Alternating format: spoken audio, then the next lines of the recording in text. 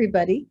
We are the astrologers of Pandora Astrology. We want to tell you about the new moon in Virgo of September. I'm Jamie Kale-Miller. I am presently in Reading, Pennsylvania.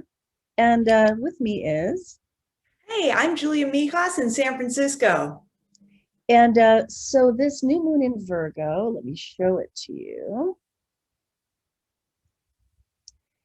Features moon and sun together, as is always the case for a new moon, placed in Virgo here in a grand cross in mutable signs, involving Juno here, Ceres there, Pallas Athene opposite, and a really awesome trine to Uranus, which is also super precise. See, they're both at 14 degrees. So we thought of this as being about being weird your own way, but also relatable, because the trine to Uranus suggests that we can have our own eccentricities. We can pay attention to the funny little details that we care about under this moon in Virgo. But having to field all of the social energy of Juno and that desire for independence and autonomy that comes with Pallas Athene, and also having to manage our physical selves with Ceres involved. So there's a lot going on in this moon. Hey, Julia, what are your thoughts?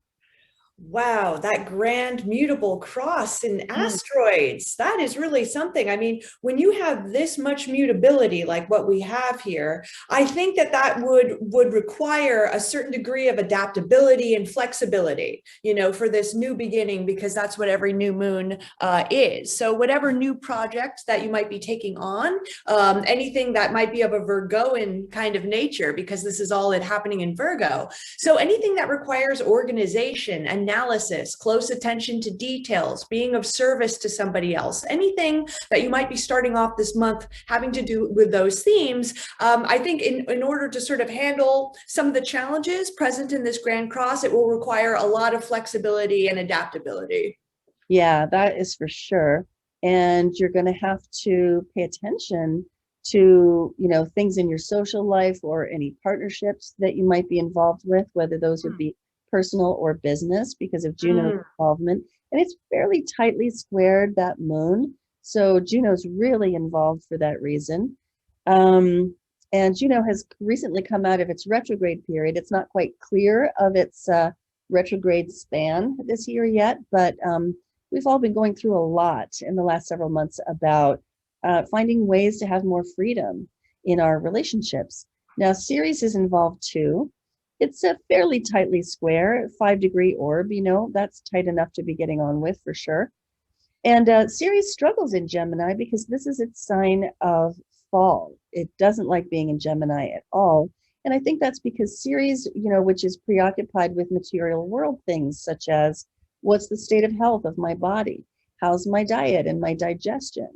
And what about wealth building? Those concerns don't necessarily do the best when we overthink them. And Ceres in Gemini does have a tendency to overthink and get a little bit disembodied about those things. Now, Pallas Athene in Pisces is an interesting puzzle. Pallas Athene is a goddess of wisdom. And in Pisces, I think there's a lot of compassion mixed up with that wisdom. It's the wisdom of understanding, of really empathizing, and being able to feel into other people and have some environmental awareness of your situation. So Pallas Athene insists on bringing in some wisdom, and also her themes of autonomy and independence into this moon as well. And like Julia said, new moons have a lot to do with new beginnings. They're a great time to start something new. In this case, it being in Virgo.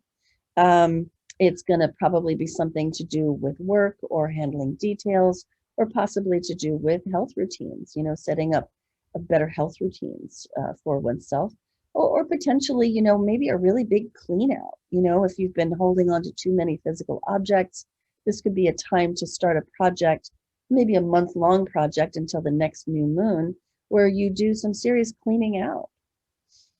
Julia, do you have other thoughts to throw in there before we finish? Yeah, it's just overall, it's Uranus too. Yeah, I Yeah. mean that adds a lot of independence, I think, to this, and the opposition from Pallas as well. Mm. There's a lot of independence in this, so this will probably suit projects where you kind of go on your own. Whether again it's tackling some organization, getting really really into details, maybe writing a school paper and doing a lot of detailed research, or like you mentioned, health routines, definitely because of Ceres, and Virgo has association with health as well. Yeah, and I think, we can feel fairly comfortable to be eccentric, to be a little bit weird, but, not uncomfortable with that weirdness while Uranus is in this super tight trine to the sun and moon. And Uranus is involved it's halfway done with its 7 years journey along the sign of Taurus, in which it's kind of weirding up the worlds of money and food. Those are very Taurian areas of life.